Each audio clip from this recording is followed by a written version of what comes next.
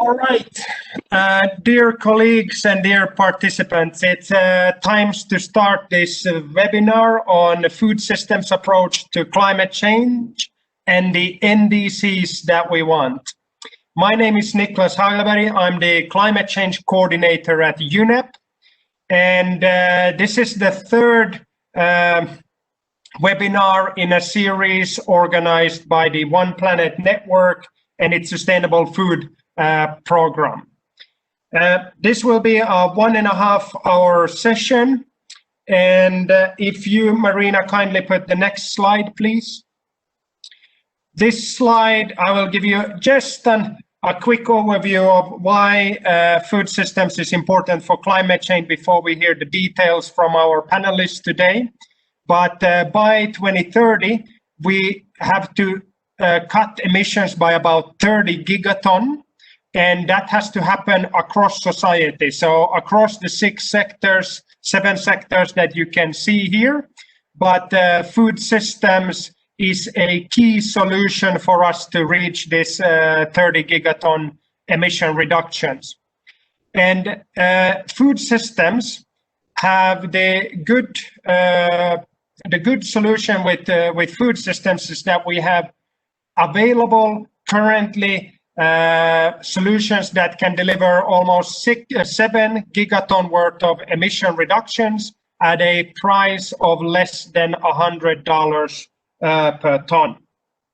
And why we are a little bit in a hurry is that the countries are supposed to submit their nationally determined contributions by COP26. Actually, it was by the end of this year, but I'm sure that quite a number of countries will still take the time all the way into COP26 before they submit their NDCs. So now is the time for all of us to advocate for the inclusion of food systems and the related solutions in NDCs. Next slide, please. So today we will have 7 speakers, and we'll start with Ana Maria Lobo Guerrero, who is the Research Director on Climate Action for the Alliance of Biodiversity International and SEAT. And Ana Maria will explain to us the interlinkages between food systems and climate change mitigation and adaptation. Then we'll move to Chad Frischman, who is the Vice President and Research Director at Project Drawdown, and he will describe to us the greenhouse gas emissions of diets and food waste.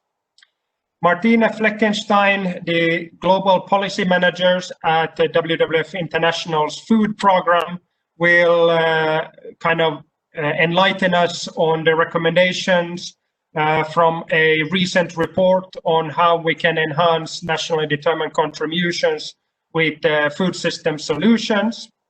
And Chantal Clamant, the Deputy Director for the International Panel of Experts on Sustainable Food Systems, will talk about the importance of policy coherence to tackle climate change.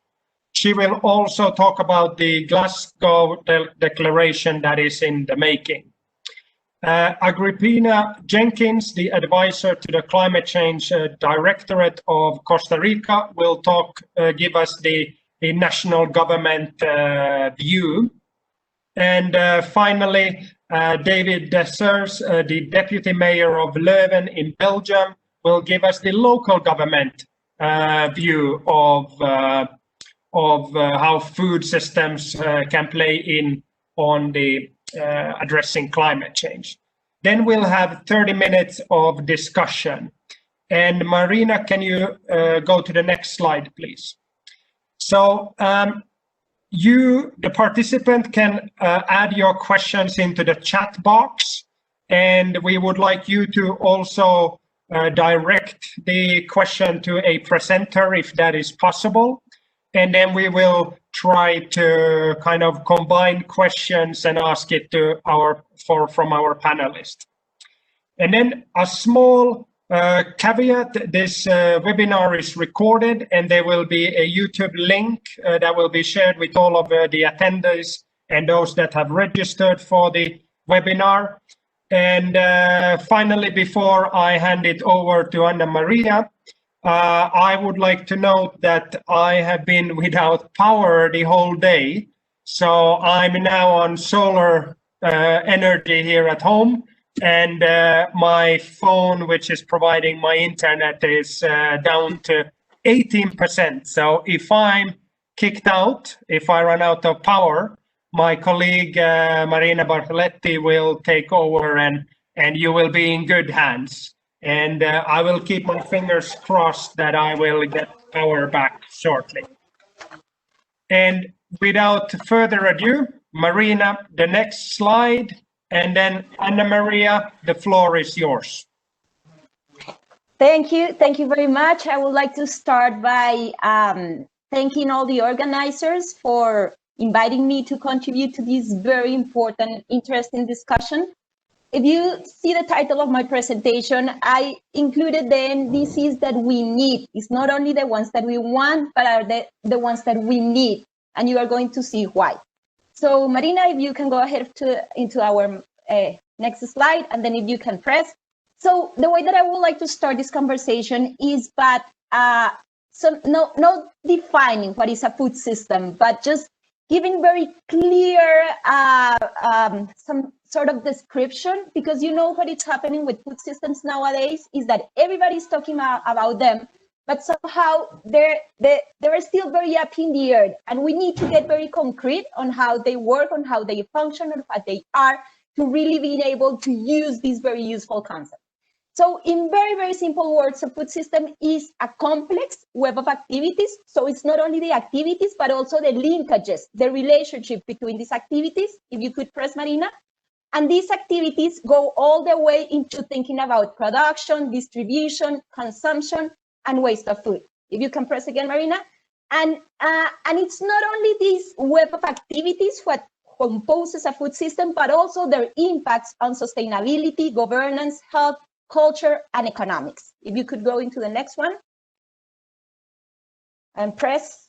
So in other words, and it's everything from rainforest, bushmeat, to your favorite pumpkin spice latte that you drink every morning in your nearby coffee shop.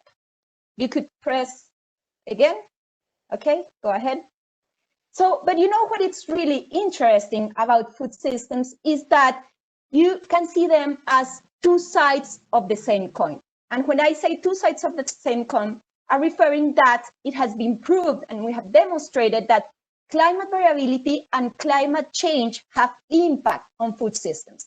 And I'm not going to describe in detail, because we don't have much time, all those impacts that have been documented so far, but you can see that we are going to see drastic reductions in terms of production, in terms of migration and displacement, everything that is related to extreme events and the consequences. But this is just one side of the coin. Then if you look into the other side of this slide, what you see is the other side of the coin, or the half of the story, and is that food systems impact on climate change. They are responsible for about 25 to 30% of total greenhouse gas emissions. They are responsible for deforestation and use of anthropogenic nitrogen. If you could press. And then the really interesting thing about food systems is being able to capture these relationships, because at the end of the day, it's one coin but has two sides. If you can go into the next one, Marina, please. So, and therefore, this brings me to these key messages, which is the one that I believe that if you remember something from my presentation, I would like you to remember this. And is that, and this was, I don't know if you have the chance to look at a paper that was published 1 week ago in Science, and the title was very much related to what I'm about to say. The title said, global food system emissions could preclude achieving the 1.5 and 2 degrees Celsius climate change targets. And it's this first phrase that you see in the slide. If we fail on food systems, saying that if we don't change the way that food systems behave, we fail on the Paris Agreement. But at the same time, and this is the second part of the story, if we fail on the Paris Agreement, if we are not able to reach those targets, then we're going to have drastic consequences on food systems and livelihoods. If you could press again.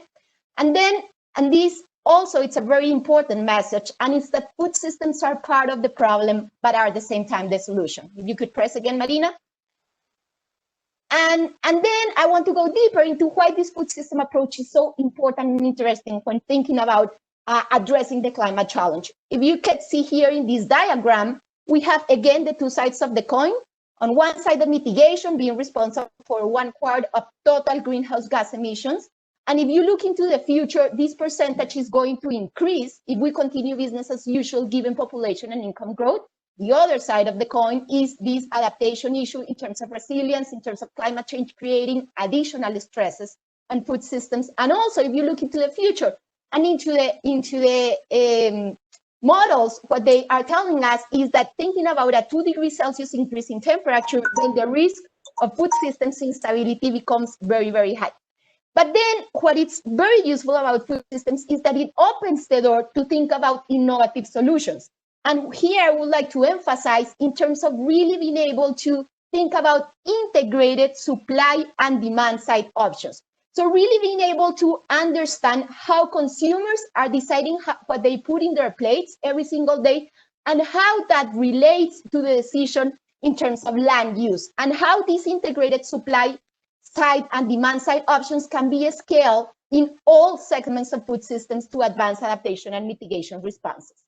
And then, therefore, which is really relevant for our NDCs, is the importance of having integrated policies that can operate across the food system. You can go into the next. So this is my last slide, and this is something related to some work that CCAPS, the CGR Research Program on Climate Change, Agriculture, and Food Security, has done in the past, and it's coming up with these key areas, the ones that are fundamental to really changing these food systems so that they can address the climate emergency. And these are 4 key areas. I'm going to go really fast in terms of mentioning those.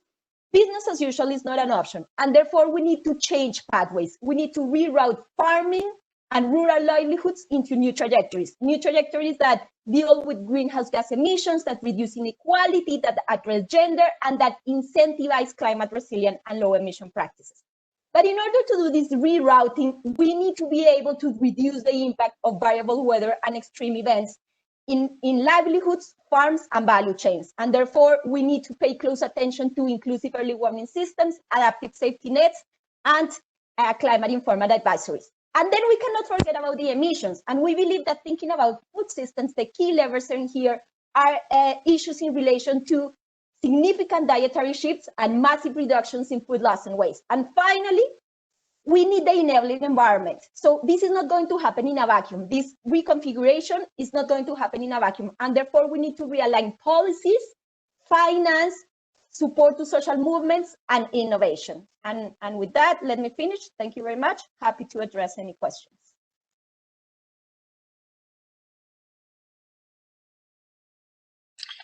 Thank you, Ana Maria. And the next one up on the block is Chad. Thank you, Marina. Chad, over to you. Well, hi, everybody. It's really great to be here today. Wherever you are in the world, I'm calling from California, in the United States, and we're very happy at the recent election, though. Now, let's cross our fingers that we can hold true to our democratic institutions. But I'm here to talk to you all today about drawdown. So if we could do the next slide here. First of all, what is drawdown? Drawdown is that point in time when atmospheric concentrations of greenhouse gases begins to decline on a year-to-year basis. It's that point when we are taking out more greenhouse gases than we're putting into Earth's atmosphere. And the proposition here is really rather simple. If we can change the composition of those concentrations of gases, those heat-trapping gases, we can affect global cooling, essentially stopping global warming and beginning the long process of reversing global warming. So next slide. What Project Drawdown is a research and communications organization. Next slide, please. Thank you. Research and communications organization that maps, measures, and describes the most substantive technologies and practices that exist today. Real-world technologies, real practices that when taken together as a system of solutions can achieve this audacious goal of drawdown. And indeed, when we achieve this drawdown, there are many co-benefits to all of these technologies and practices because they address nearly every aspect of human activity, from electricity generation to transportation, buildings, materials and industry, waste, and our ecosystems, health and education, and yes, food and agriculture, which we just heard is such an important contributor and part of the solution to global warming. So if we want to, next slide, please. So what we've done is really, through an integrated systems model that we designed, developed a way to quantify the potential mitigation and sequestration impact of all of these technologies and practices as a holistic, comprehensive, integrated system. What you see here is a slide representing the top 25 or so solutions that we've assessed. To the right of the slide, you're going to see those numbers, which represent two different scenarios. And that represents the total greenhouse gas, gigatons of greenhouse gas, CO2 equivalent that's avoided or sequestered over a 30-year period from 2020 to 2050. And you see a lot of different kinds of solutions here that reach the top. And if you move to the next slide, what really surprised us and continues to surprise us, this actually represents our latest results from the 2020 assessment that we've done as an update of the 2017 research that we've conducted.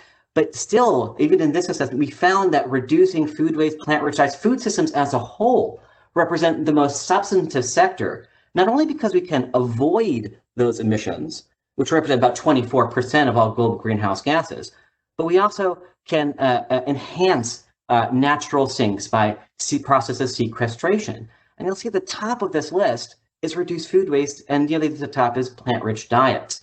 And what this really is telling us that the solutions that food system solutions, what and how we produce and consume food are perhaps the most fundamentally important solutions that every one of us can make every day, hopefully 3 times a day, to stopping and beginning to reverse global warming. And very much consumers have a tremendous amount of agency and power in choosing the types of products that they purchase and what they consume and their patterns of how they can prevent food waste. So if you go to the next slide, it's also important to remember that that land and ocean sinks are incredibly important. Also represent some of the top solutions in our list, and that's because these are the mechanisms through which natural climate solutions can sequester carbon or pull carbon dioxide out of the atmosphere, converting it to soil organic carbon or plants biomass. And if we think about one of the biggest driver to the degradation and deforestation, the degradation of these ecosystems is in fact converting land conversion to the production of principally food and increasingly dedicated biomass.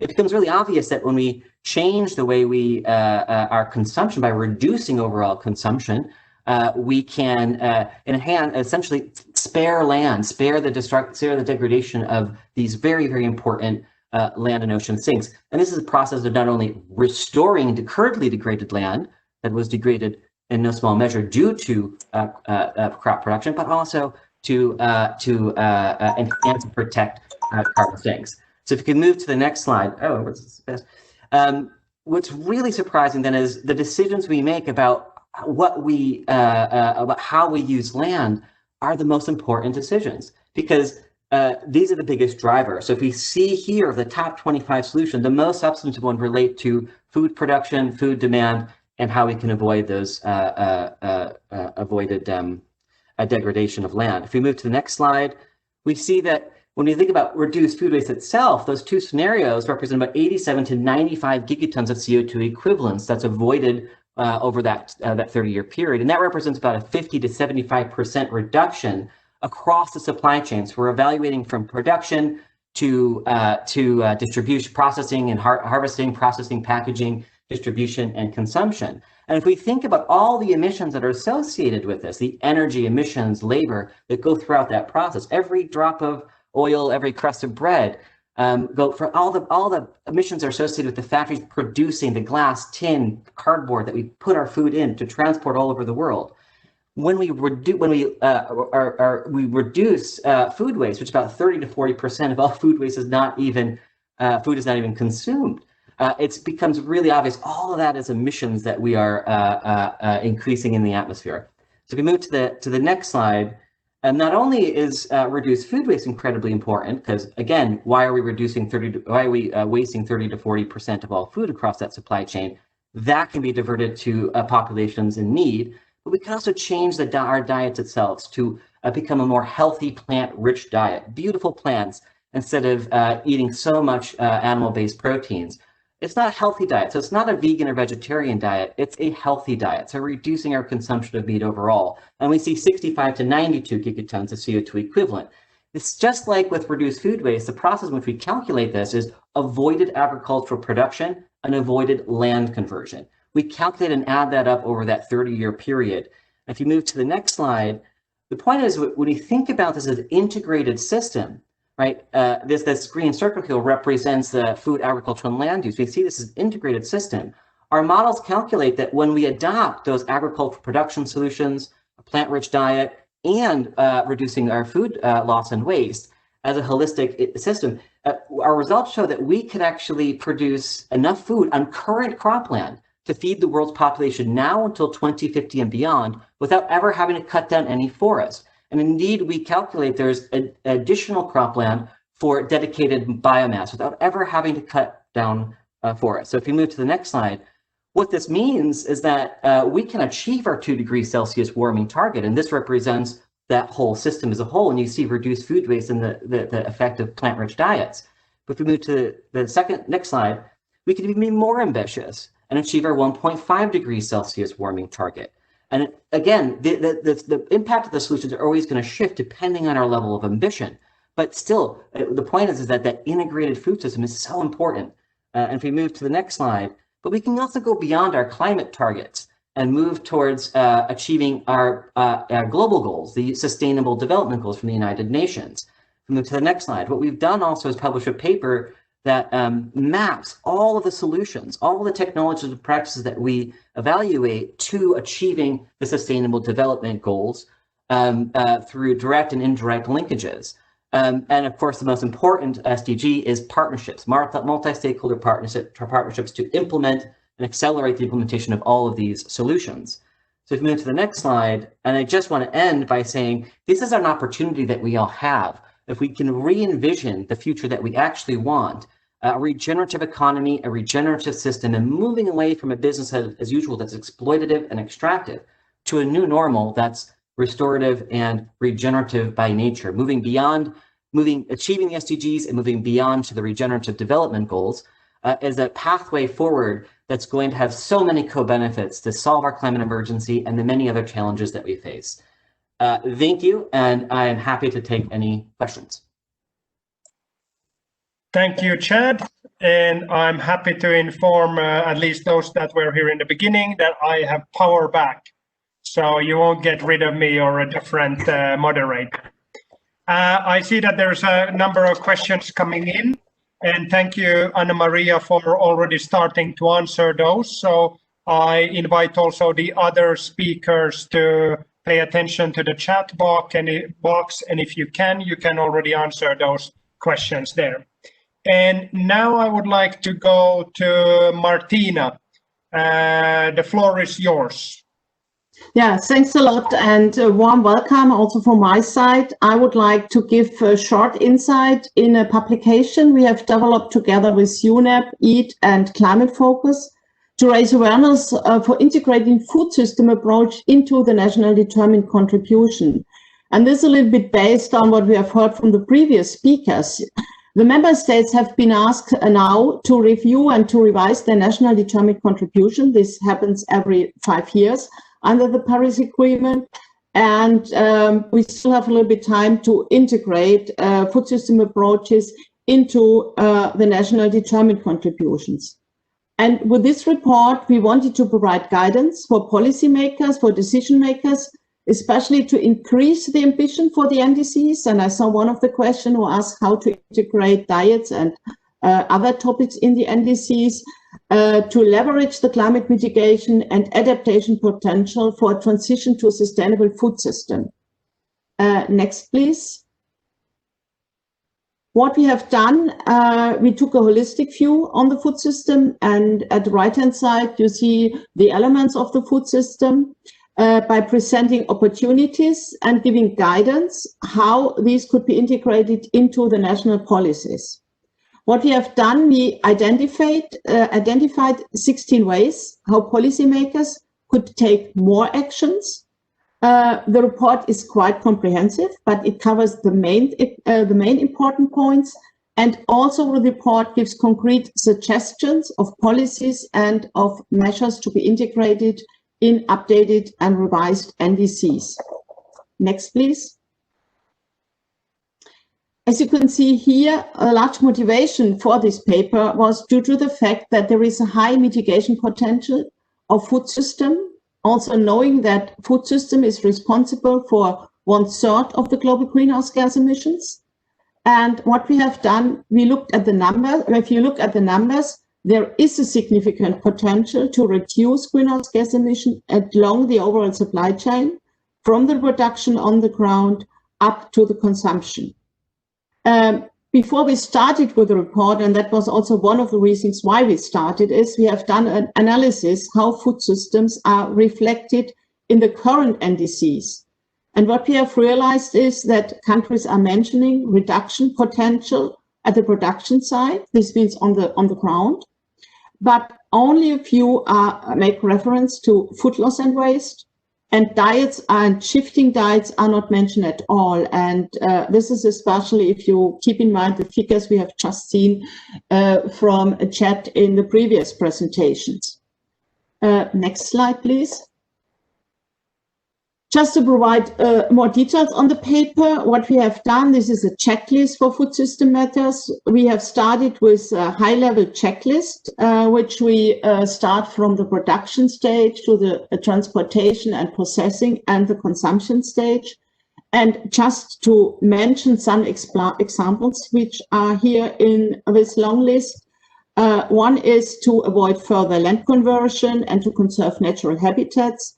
It's the integration of sustainable agriculture practices, the promoting and supporting of agroecology approaches in the new NDCs.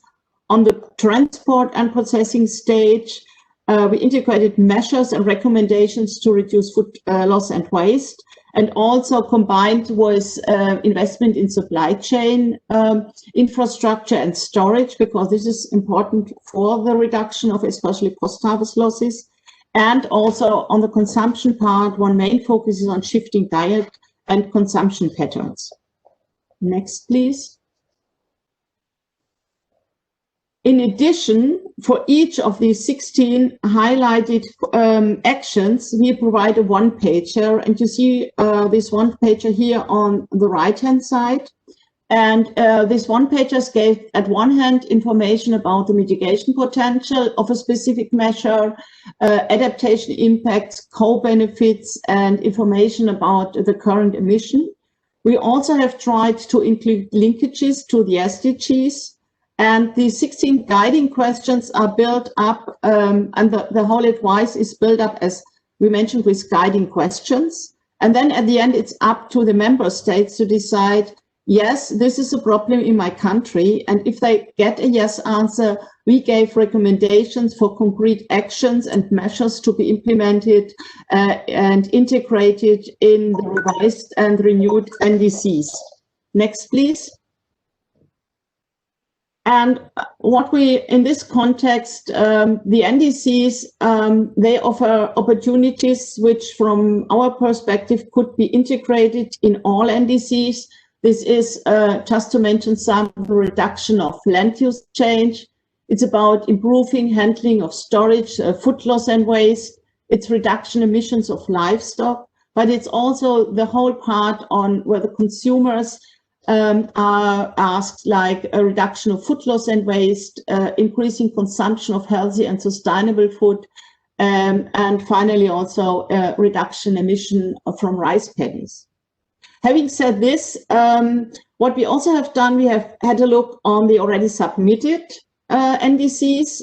103 countries had offered to revise and to renew their NDCs. About 15 had been submitted. And unfortunately, it's the same picture like in our previous analysis. The agriculture production sector is mentioned, but still only a few countries, I think it's just one country mentioning of these 15, food loss and waste, and diets and reduction and changing of consumption pattern is not mentioned at all. Next slide. And this is my last slide, WWF. One of the main focus of our program over these months is to enhance NDCs. We have a very nice webpage where you get more information, not just only on the food sector, but also on the energy sector, the forest sector. There are a lot of publication and background information. So feel free to visit this webpage. And next slides. And the report you could download under this NDC for food system. And we would be very happy if those who are listening now in this call have a look and really help to improve the upcoming and the new NDCs. Thank you. Thank you, Martina. And it's a great report. So I warmly recommend that you download it and that you read. Chantal, please, the floor is yours. And thank you, Marina. So thank you, and thanks to the previous speakers for these fantastic presentations and for really setting the stage on how we can properly improve our climate strategies as it relates to food. So what I wanted to do was pick up on these points and continue to explain how we can get there, but specifically by addressing the need for greater policy coherence between different policy areas, but also between different levels of governance, and also describing some of the commitments that we are making and inviting governments to make to create that integration. So next slide, please. Firstly, it's worth another reminder that tackling climate change and increasing our resilience in the face of COVID and other shocks is of course intimately tied to our ability to develop more sustainable food systems. And we've covered this a little bit already, but when applied to the food system, policy coherence is an approach that integrates the economic, social, environmental, and governance dimensions of policymaking to develop food system sustainability. Next slide, please.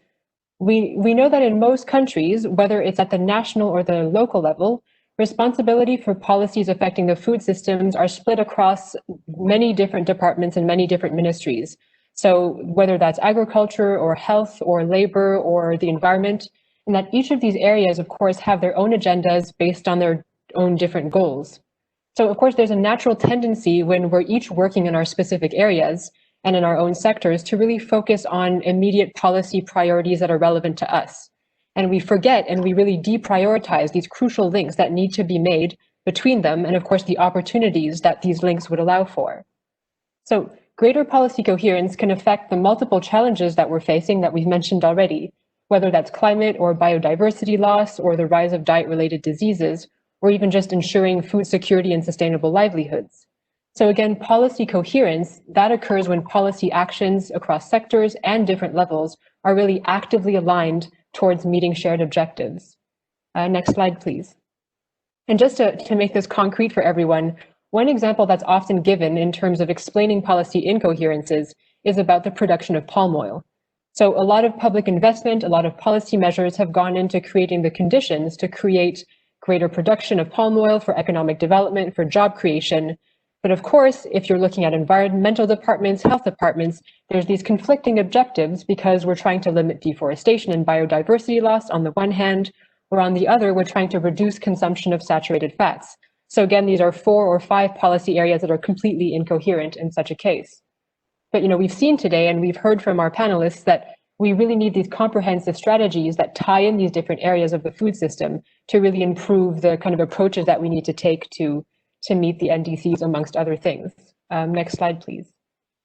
Then beyond policy areas, we also know that there's some important inconsistencies between governance levels, and this is where things get a bit tricky. Because we often hear that it's at the local level, whether it's cities or regions, that a lot of food system innovation is happening. That can be around food supply chains, around food waste, which is being brought up a lot, around public procurement, even through participatory governance like the creation of food policy councils. But we're still seeing this limited national and international government recognition and support for local, city, regional level initiatives. So one example here is in the case of sustainable public procurement. we often see this really complex set of competition rules that are made at the national level, which limits the ability for local authorities to be able to procure food from more local or sustainable sources. And of course, that disconnect doesn't create any kind of experimentation, or it doesn't create policy change because of these barriers. So in fact, a number of city level networks are already recognizing the need to create this greater coordination between the policies being made at the national, federal level and those that are being made locally. But of course, this hasn't really been done yet in a systemic way to create this enabling environment. Next slide, please. So this leads me to explain one initiative that's being launched in the run-up to COP26. That's happening, of course, next year.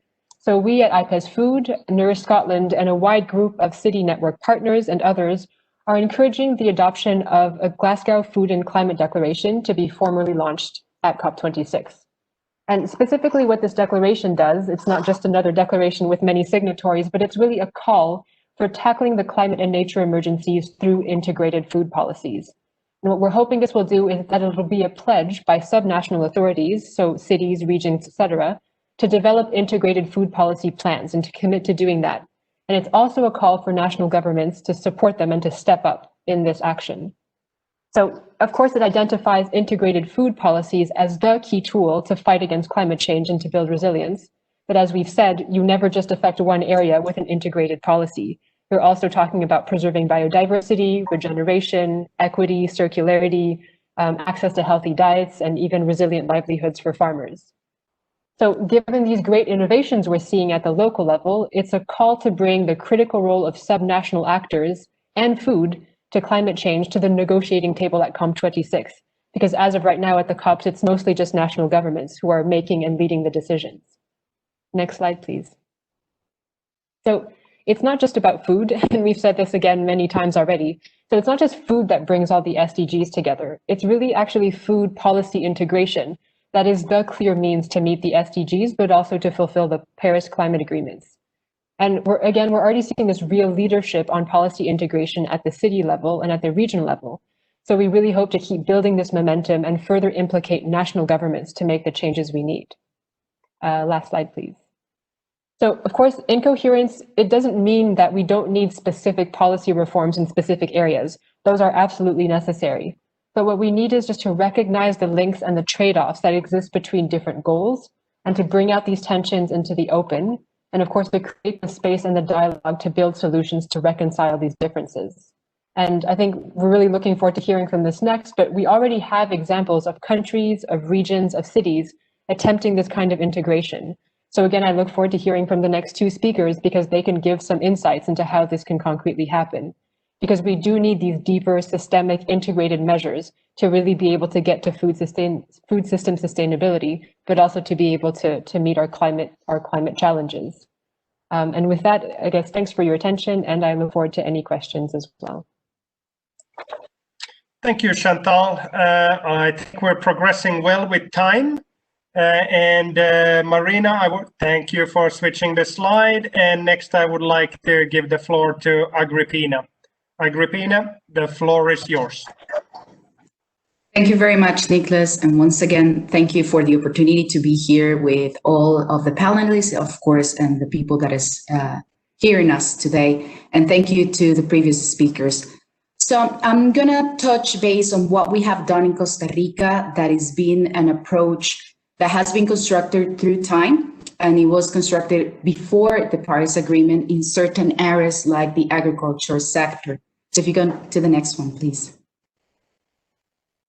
So our NDC, first of all, has an economic-wide approach. Therefore, all of our economic sectors are involved in this process.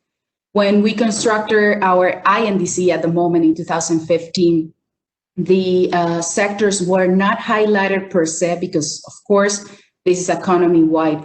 But we integrated the agricultural sector because they were already making progress on this agenda. Not only on climate change related to mitigation, because you will see further on my presentation that we talk about NAMAs, National Appropriate Mitigation Actions, but also on adaptation. We are right now on the process, of course, of updating our NDC that we hopefully will deliver before the end of this year.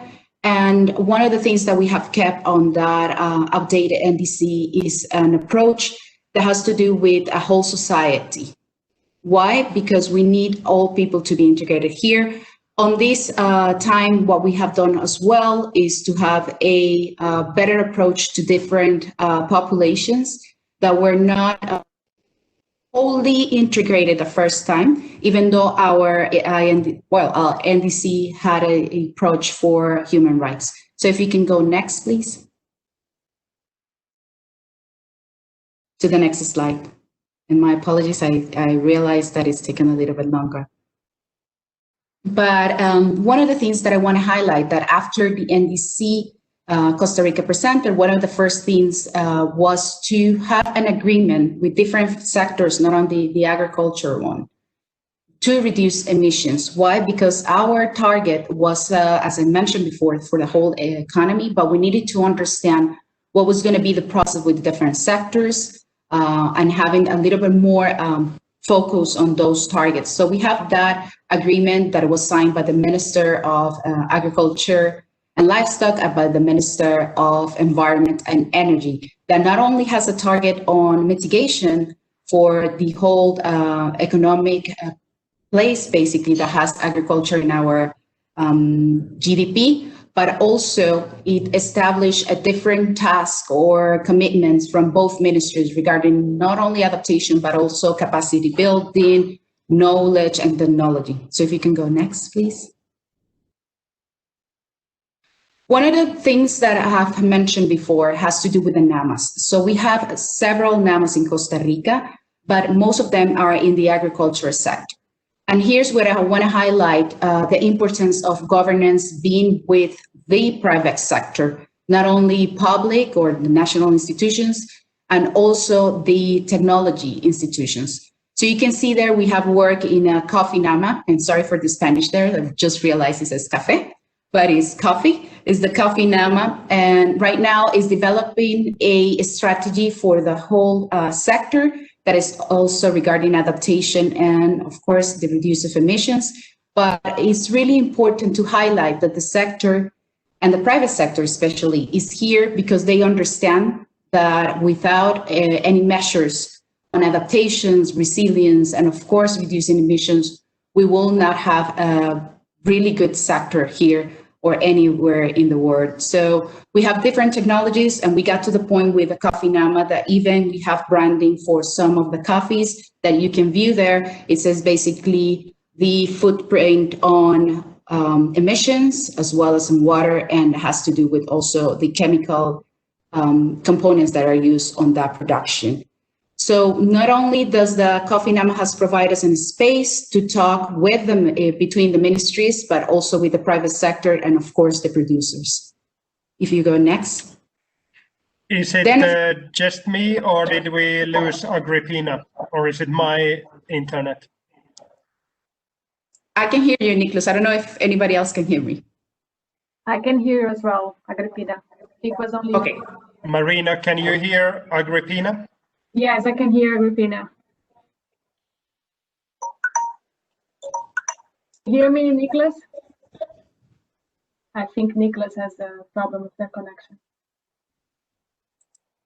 Okay, so I can see everybody can hear me, so I will move forward. So on the livestock NAMA, one of the things that happened different from the coffee sector, which is also interesting, was that the livestock sector developed first that strategy that you see there for a low emission livestock. That was a really important step. Why? Because it established a 3-layer or actually it's 4-layer governance with not only the public, private, and academia, but also take into account the organization, or actually it plays an organization way of the people that is on the fields, not only producers, but as well the technicians that can provide feedback of what is happening on the farms. This is something that also happens in the coffee sector, but of course on the way that the livestock sector and the coffee sector arrange is completely different. So we will need to see and of course tailor out those policies or the way moving forward on having those ways of governance being approached in a way that we don't place a new way of work. We need to understand that there's already knowledge there and ways of working, and what we try with climate change, not only on the agriculture sector, but in a lot of the sectors, is to understand what they do already. So we go into there and see how we can have climate change be transversal there. So if you go to the next one, please. Oh, there's something that I need to highlight here, that is our national decarbonization plan. And why is that? If you go to the next one, it's because the decarbonization plan has, as you can see, 10 focus areas, which 3 of those go hands to hand with the agriculture sector, the 8th, 9th, and 10th.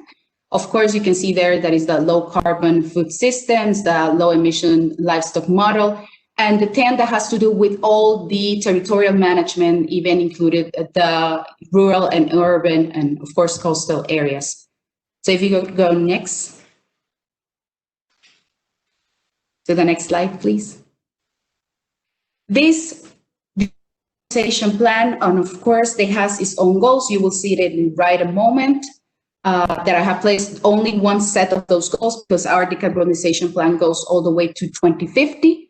But the plan cannot be done only if you go to a sectoral approach. You need to have more of these strategies that you see there on the transversal side, so we can have, of course, the catalyze the change. I will definitely highlight several of those that has to be with transparency, metrics, and open data strategy, because what we don't measure, unfortunately, for many of people doesn't exist, or we cannot even see if the policies that are being made are really moving forward or moving on the direction that we need. And of course, that has to do with the finance and foreign direct investment that is brought to the country. And of course, it has to do with a just transition and inclusion and respect for human rights and gender equality. Of course, there's more, but I will move forward because due to time. So if you can go next. So these are the goals for the areas 8 and 9 for the period from 2019 to 2022. And one of the things that I need to mention as well on the governance is that we have our national development plan that is for the whole institutions, not only regarding climate change. But for the first time on that plan of development, we have goals that are actually related to decarbonize and, of course, again, adaptation. So this interesting that not only we have the decarbonization plan, but it's also linked to the development plan of the country. So you can see there that we were planning, or actually the Ministry of Agriculture and Livestock is planning to do 2 more programs on NAMAs. That is basically for plantains, banana, rice, and sugarcane. And what those are the sectors of subsectors that have more emissions in our country regarding agriculture, of course.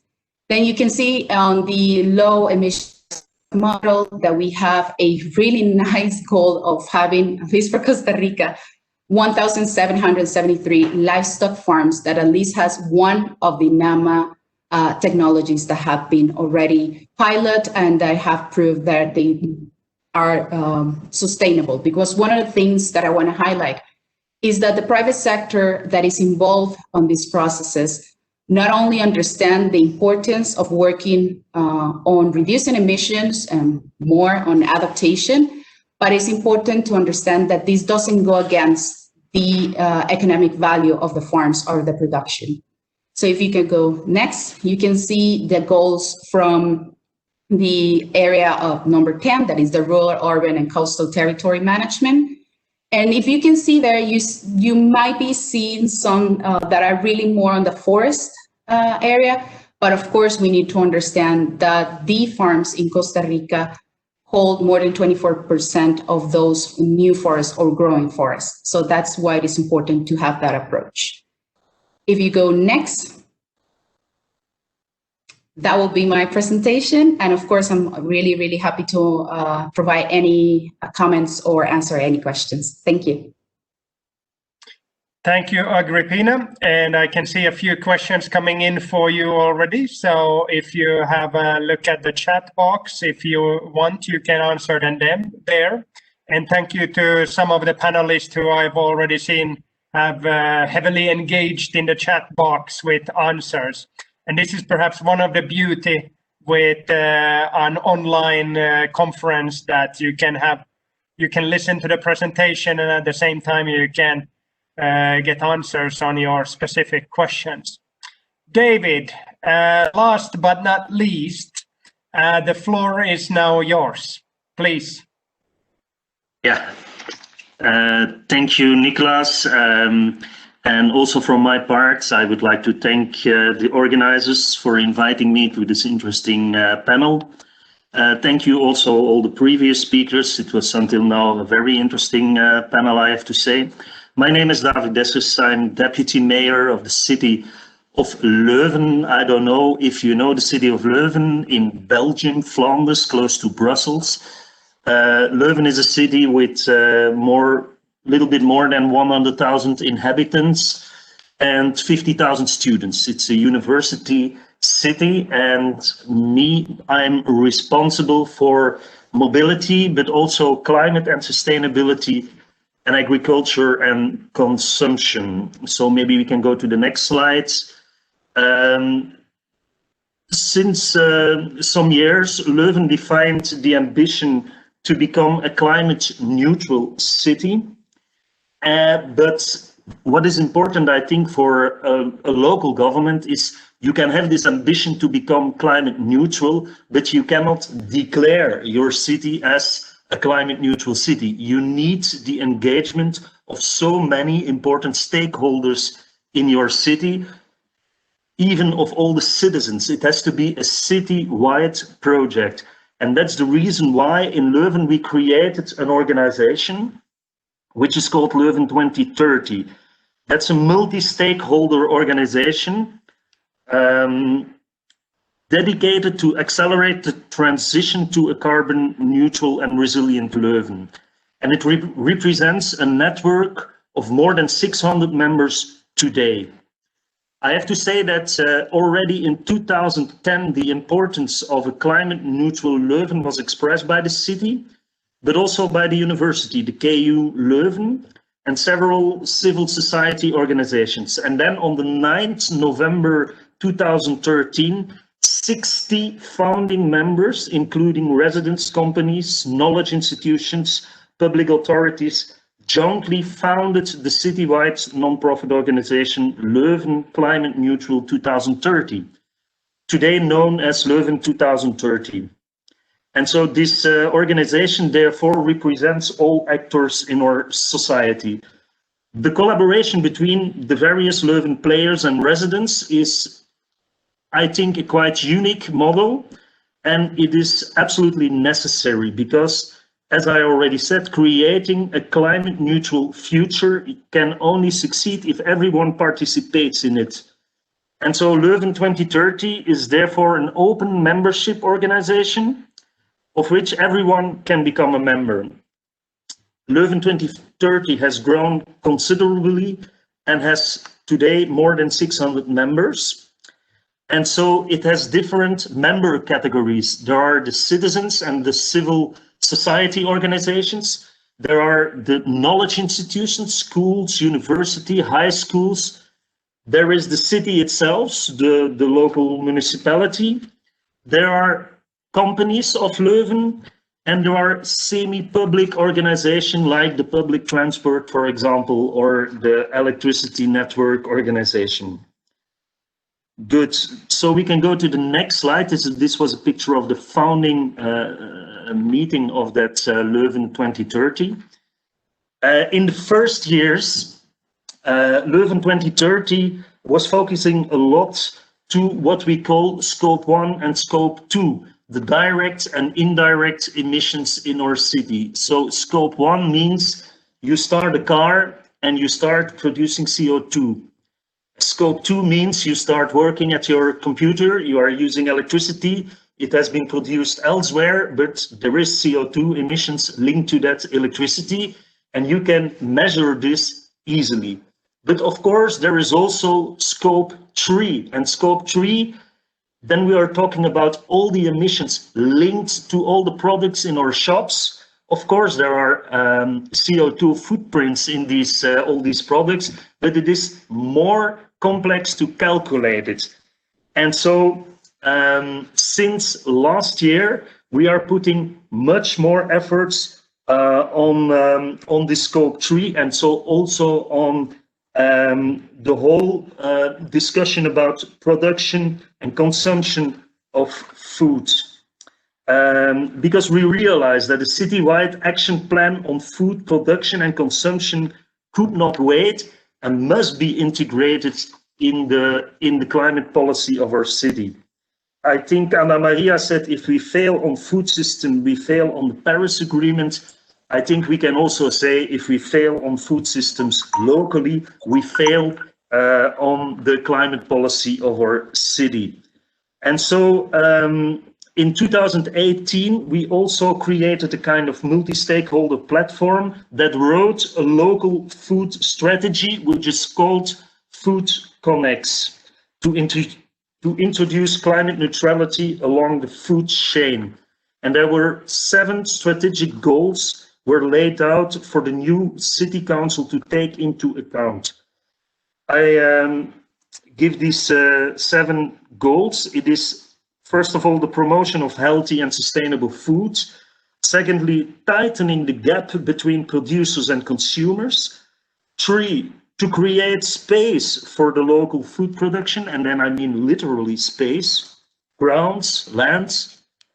4, the support of sustainable agriculture. And then 5, reducing and preventing food losses and reusing food waste. And 7, to stimulate innovation in sustainable agriculture and food production. And so it's very important because, as already said, 25% of the CO2 footprints of households also in our city is linked to the consumption. Okay, next slide maybe. It's about the roadmap that we created, the roadmap 2050. So since last year, we have a new city council and also a new progressive local government took off, and we increased the ambitions on climate policy. It was necessary because it was not going fast enough. And to do that, we made this roadmap. It was drawn up by Leuven 2030 and numerous experts, and it serves as a guideline for achieving the goal of a climate neutral city by 2050. It is more than ever clear that this challenge needs to be placed on many shoulders, and this is why a professional team of program responsibles were convert this unique plan into further concrete action and impact on the field. So this roadmap was an update of what we have to do as a city to realize that climate neutral future. The actions from the roadmap to reduce CO2 emissions are ambitious. The roadmap proposes, amongst other things, to make 1,000 homes energy efficient every year. You have to know that the builded area in scope 1, scope 2, the builded area, so residential and non-residential buildings, are responsible for 60% of our CO2 emissions. So we need really a wave of energy efficiency of renovations. Then also a goal was to double the use of bicycles and public transport by 2030 and to generate 10 times as much energy from solar panels by 2030. The roadmap is structured on the basis of 8 ambitions for a climate neutral Leuven. I named them. It is climate neutral living, climate neutral urban functions, climate neutral traveling, sustainable consumption, local production of renewable energy, increasing urban resilience to climate change, working together on climate neutral city, and finally sharing knowledge and innovation. And so the program 8 of this roadmap is fully dedicated to food production and consumption. Okay, the next slide then. It's about where we are now with our initiatives on the level of food and agriculture. Because in 2018, we made this food strategy on paper, you know, it's a little book that we made, but now we are busy with taking real initiatives to take step forwards. So it started with the founding of the VLAG, the Food and Agricultural Advisory Board. In this Food and Agricultural Advisory Board, there are 16 members that are advising the local government on how to make local food consumption more sustainable. And it's very diverse, this board. There are farmers, conventional farmers, let's say. There are new generation farmers like community supported agriculture, farming, etc. There are academicians in the whole project of climate neutrality in Leuven. The presence of the university is very important. The academicians play a very important role as experts, also on the level of food and agriculture. But there are also, for example, citizens in this, consumers in this board, or civil society organization representatives of that. Then we have a second initiative which is called Kortom Leuven. We did it together with the organization Ricolto. Maybe some of you know.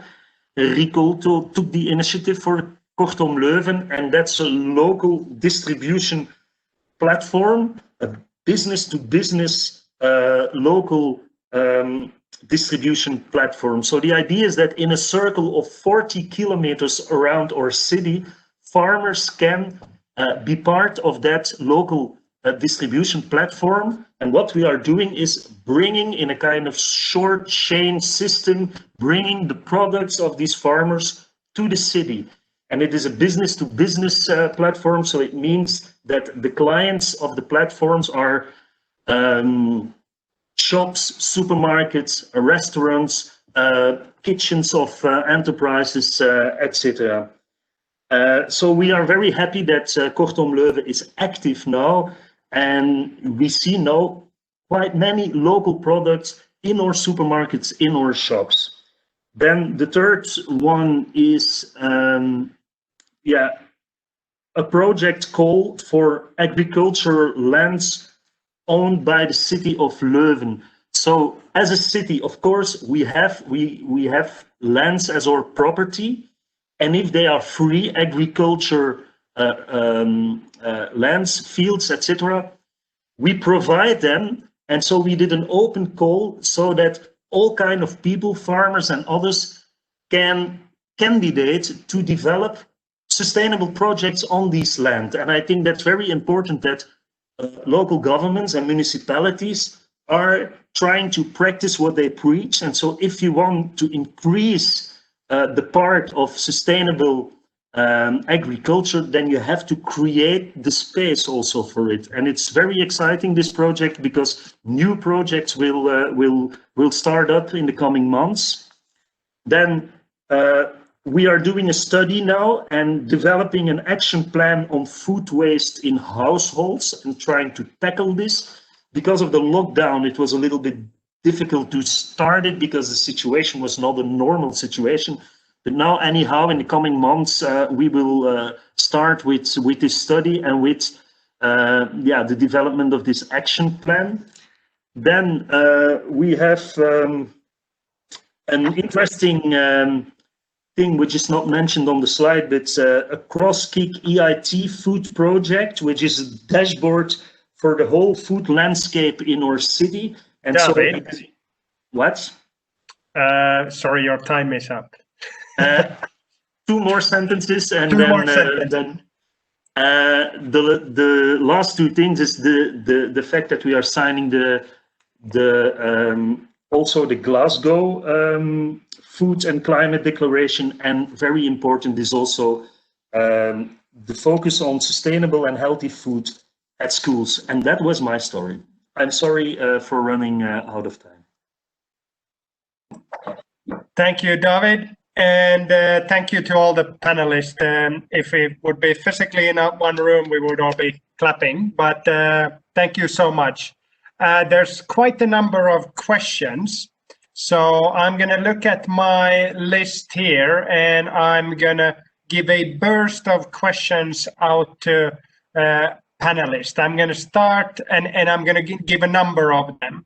So, but Chad, we're all individuals here. One question is about what's the most impactful actions an individual can take to contribute to sustainable diets. So, for example, which daily food habits are most impactful? I'll come to you shortly. Martina, you mentioned a handful of countries that have included and addressed food systems in their NDCs. Can you give us a few examples? And if you have a kind of real good case that you would like to draw to our attention so that we can, over the weekend, read that country's NDC, that would be great. Chantal, how are local authorities encouraged to support the Glasgow Declaration? And this is for Agrippina. I love this one. What's your strategy for dealing with powerful big ag? So the big agriculture industries and lobbyists who profit from the current status quo. That one is an easy one, Agrippina. And then I have a question for all.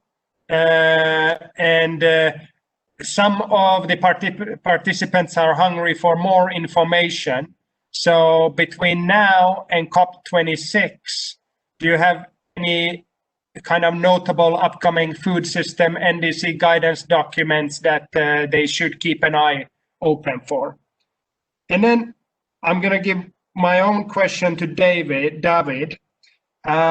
Leuven is not too big of a city, a little bit more than 100,000 inhabitants. Based on your experience, do you think it would have been easier to embark on the carbon neutrality journey if it would have been a bigger city, or is it just about doable with a city the size of Leuven? And Anna-Marie, I will come back to you. But let's start with Chad. Chad, the floor is yours. Thank you, Nicholas. And that's a very, very good question. And we have to remember that their individual actions and choices can be made across the supply chain when we think about agency over processes during processing and packaging, and decisions we make at the business scale or decisions we make at the production scale. Individual farmers and those who have agency over operations have choices they can make about the kinds of solutions that are readily available to them. And sometimes that requires investment and so on. But I think what the question was really pertaining to individual choices about our own dietary choices. What makes the most sense? And really, it's about individuals choosing the types of products. If we have a tremendous amount of power as a consumer and agency to go to our grocery stores and go to our markets and pick and choose what is it that we want to consume and how much of it we're actually going to consume. We have this tendency to purchase too much. And a lot of that, particularly in high-income countries, we purchase too much, and that ends up being thrown out at the end of the day because we can't consume it all. So first of all, it's a choice about how much we're actually purchasing, what kinds of products we're purchasing. Are we purchasing organic products? Are we purchasing increasingly? There's being more and more regenerative products in the marketplace, so that regenerative standards are being set, and products are adopting this, and so we can make those choices. But it's really about our individual choices about how much animal-based proteins we're actually choosing to consume on a day-to-day basis. And there's no right or wrong answer here. I mean, we need to be in high-income countries. We're vastly over-consuming animal-based proteins. In fact, we're over-consuming everything. And that's not just with food, actually, it's with literally everything we do consume in high-income countries. But it's going to be different where we are in the world. And in less and least developed countries, most of that food loss and waste are happening earlier in the supply chain. It's not really happening at the point of consumer. So it's a really complicated question, I would say, but every individual, throughout the supply chain, there are individual actions everyone can take. And when it comes to our choices as consumers, it's really about how much we're purchasing and what we're purchasing. And it's about really trying to have a more healthy outlook into what we're consuming on a day-to-day basis. There are other things we could do when we go out to a restaurant, when things open up more and more during these crazy COVID-19 times we're in. But when we make those choices at a restaurant, for example, we can choose more plant-rich options instead of going up to the meat options. And then restaurants themselves, restaurant owners who are creating those menus can create more options that are not focused on meat. I gave a talk on food in Austria not too long ago, and they said every restaurant in Austria has 90% of their options are all meat-based. And I said, well, that can shift. So these are all individual choices we have at different places, and we as consumers can make a lot of those choices day to day. Thank you, Chad. And next up, we'll have Martina. And if we meet in Glasgow, I will offer a drink to the shortest answer that is directly to the point. So a drink on offer here. Martina. Okay, to your first question about what individuals could do, I think Chad gave already an excellent answer, so nothing to add on this.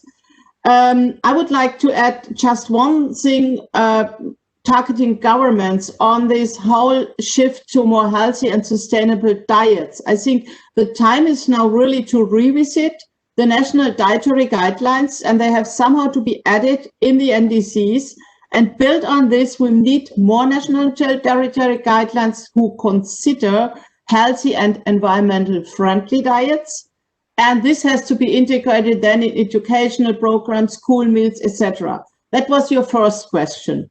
The second question is on the real good cases. And to be very open, the short answer, I don't have any real good cases who is considering food system approaches. So very short answer on that. And I will add a link in the chat for everybody's interested to learn more about the NDCs. I add the link of the official UNFCCC webpage where everybody could see about the submitted and the one which I've reviewed and the one we have not reviewed so far. Thank you. Thank you, Martina. So the best-in-class position for how to include food systems in NDCs is wide open, and we're looking for a taker for that position.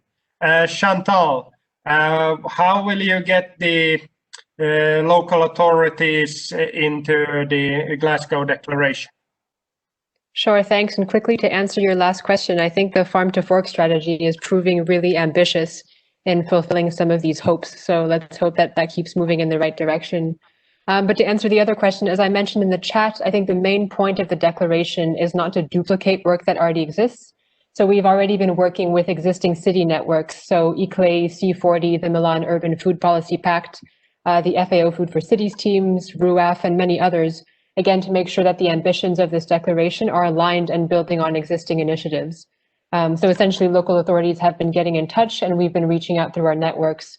And so far, we've had really positive feedback and engagement from cities and regions, I think, from almost every continent. So we're just about at 1 year to COP now, and we'll be launching the final text of the declaration with some pre-signatories in early December. So again, if there's interest in following this work, the link to the website of the Glasgow Declaration was somewhere in the chat, but I can share it again. Thanks. Thank you, Chantal. And Agrippina, you got a difficult one. So Big Ag, how do we deal with them? I will say, of course, it's a difficult question, but one of the things that have happened here, and you need to understand the national circumstances of Costa Rica, is the approach that is made is not only from the Ministry of Environment, it's an approach from the Minister of Agriculture and Livestock. And in that case, there are several conversations with what we call big companies here that have been involved in the process of how do we tackle climate change, because this is something that is key to their production, of course. We have several conversations, and here's the highlight with the private sector, basically chambers, where you have their representation on those boards of companies. Of course, there is several, not quite companies, but basically one of the chambers that has always said that this goes against productivity. And one of the things was to showcase that those farms that have the technologies being implemented do not have less, let's say, economic income because of those technologies. That was one of the concerns. And of course, there is a national program that has to do with carbon neutrality, our national carbon neutrality program, where you can see that there are a lot of companies, even outside of the agriculture sector, but in this case, in the agriculture sector, that have done a lot of the work to be carbon neutral, or at least understand their emissions of their production. So I will say one of the things is to clarify that, of course, I will definitely support that the public needs to understand that what they consume is important, where it comes from. And of course, also to understand that when we talk about the agriculture sector here, it's also important to know that the effort reducing emissions need to showcase on the brands, on the product. So when we export, that is something that consumers outside of the country can understand that we're doing our best effort to reduce emission and to adapt to climate change compared to other products that they might not be on that path, or they are not on that path. So it's also to understand that there is a space there to differentiate the products. I will keep it at that. Thank you, Agrippina. David, the question about if you think of the size of Leuven, and would it be easier if it's bigger, or would it be harder? Yeah, I'm not convinced that it would be easier if we were bigger. I think the scale of Leuven as a smaller or mid-sized city makes it possible to create, for example, this participatory approach to create a real citywide dynamic. And that's the way we work. You know, this project of Leuven 2030, we are trying to involve the whole city community. And that's maybe easier in a smaller city. Also, the zero measurement we had was gave a workable result. 85% of the emissions, scope 1, scope 2 in our city are linked to mobility at the one hand and buildings at the other hand. So, you know, there is a way of dealing with it. On the other hand, we are also seeing the limits of it. For example, if we're talking about renewable energy, if we're talking about food supply, if we're talking about mobility, of course, we see that we cannot, you know, our city is not isolated, and we need a broader, a more regional approach. So I think the scale itself, it's certainly not a problem, but we have to combine it with a regional approach. Thank you, David. Anna Maria, a question for you. So there's been a whole wealth of information and data in these 7 presentations today. Is there something that the research community still need to focus on? Is there more insight research that is needed?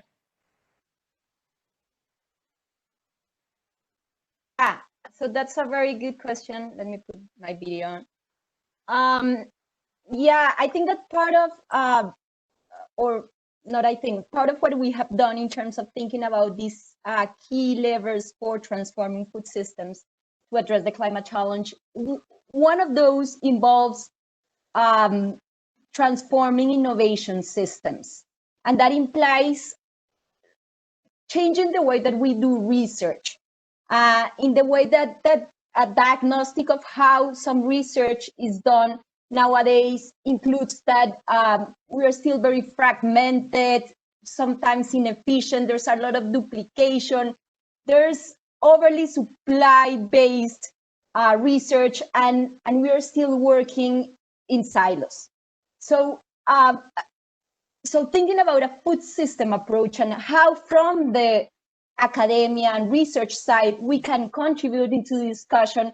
This starts by, again, thinking how we are doing research and trying to address the issues that I just mentioned, and being able really to provide end-to-end solutions that are sustainable and that are scalable, that are coming from the generation of knowledge. And some clues, some things that we already starting doing through our work it's getting into more strategic agendas, and that includes looking more into understanding these linkages and these integrated options that include supply and demand, but also having clear theories of change from the research side. So it's working with the stakeholders from the very beginning, not waiting until the end. So do our research and wait that somebody will use it and we'll be able to scale it. But it's from the very beginning, working with the stakeholders, even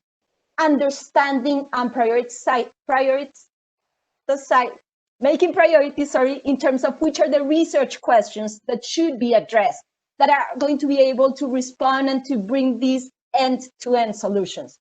So that's part of what we need to do. We need to be less fragmented into the research that we do. And something really important, and I will finish with that, is we need to be able, from the research side, to measure success, not only in terms of the number of papers that we have been able to publish in relevant journals, but we need to be able to measure our success in terms of how our research is benefiting society.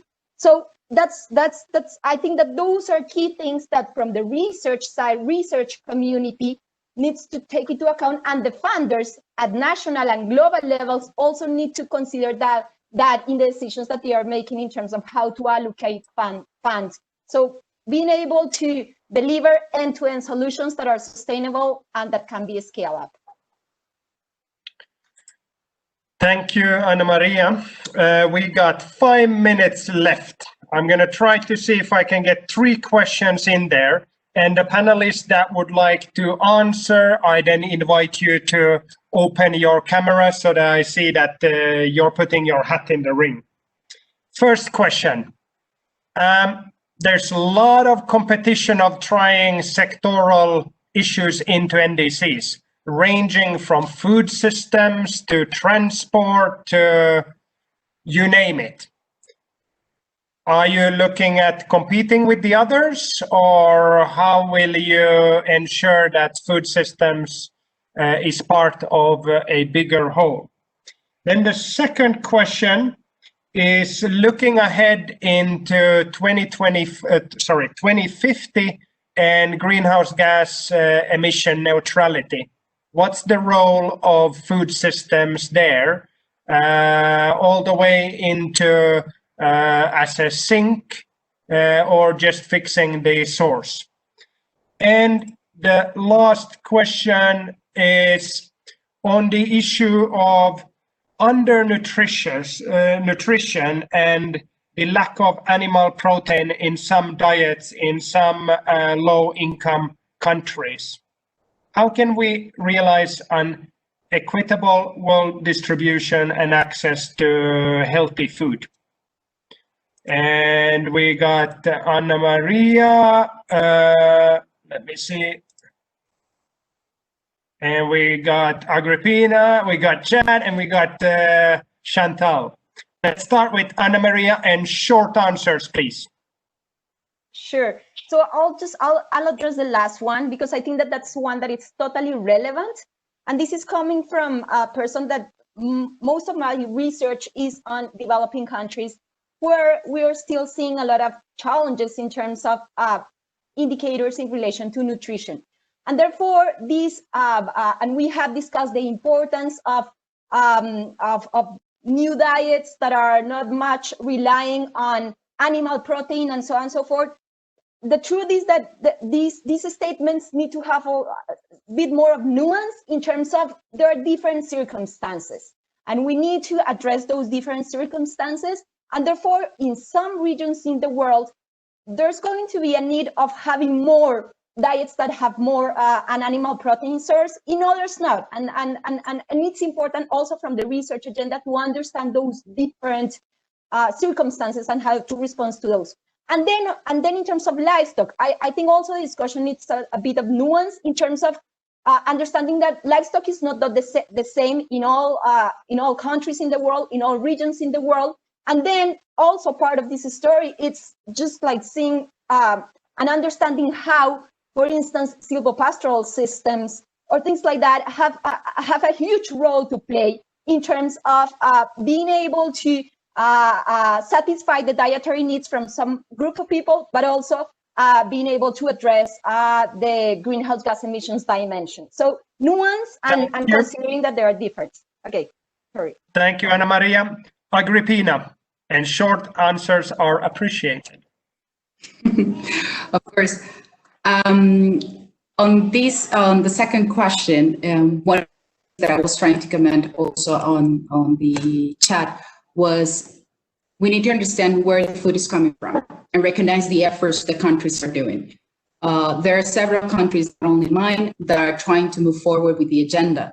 And we need to understand how we can definitely support those countries, because one of the things is that all of the efforts that we're doing is to provide not only income to big enterprises, is to the people on the rural areas. I will keep it at that short because I know there's a little bit more.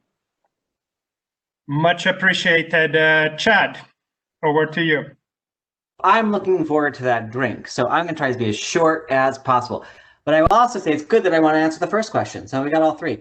I'll say very quickly, it's the system of solutions across all areas of human activity, all of these sectors that are going to get us to the point of drawdown, that are going to get us on a pathway to a 1.5 degrees Celsius warming target, that are going to get us onto the Sustainable Development Goals. If we pick and choose one or the other sector, we're not going to do it. So quite frankly, we need to do all of these interventions in parallel. Some are going to accelerate faster, some are going to be slower, but we do not have time to wait. So we need all of these solutions. They're readily available. They exist today. It's just a matter of will to be implementing them. Thank you. I think that Martina has also joined the race, but first to Chantal. Thanks. I could be brief and just say I agree with what Chad just said, but I'll also answer the first question to say that, yes, as we said, food links to energy, links to transport. So this isn't about coming into competition. It's really about finding complementary challenges and tackling them together. And again, this is really just a shift in mindset that we have to make, that these are collaborations that work, not things that are in competition. And just one example that already exists in the health sphere. The WHO has developed the One Health approach to really show the link between animal and environmental and human health. So again, these things are very disparate areas, but they've shown how they have to be looked at together at the international level and implemented and coordinated at the national level. So this is possible. We just need to do it, really. Thanks. Thank you, Chantal. And last intervention from the panelist, Martina. Yeah, thanks a lot. I just would like to thank everybody and to encourage you to be active next year. Next year is very important. So we have, beside the climate COP, we have the biodiversity COP, and we have the UN Food System Summit. So there will be a lot of opportunity for everybody. And the more we get engaged and the more we emphasize to integrate food system approaches and transformation of food systems, the more we will be successful over the next months and years. Thank you. Okay, and with that, I would like to thank all the panelists. Kind of the last note, I think, is that we're looking at a system-wide change that we need, but an individual can play a big role here. Both in actually emission reductions directly through their diets and how they deal with food waste, but they can also be a key player in sending a political and a market signal through their consumption and how they engage with their elected members. And with that, I would finally like to call for all the panelists to put on their cameras, and then we're going to wave a goodbye to the participants. Panelists, can you join me with the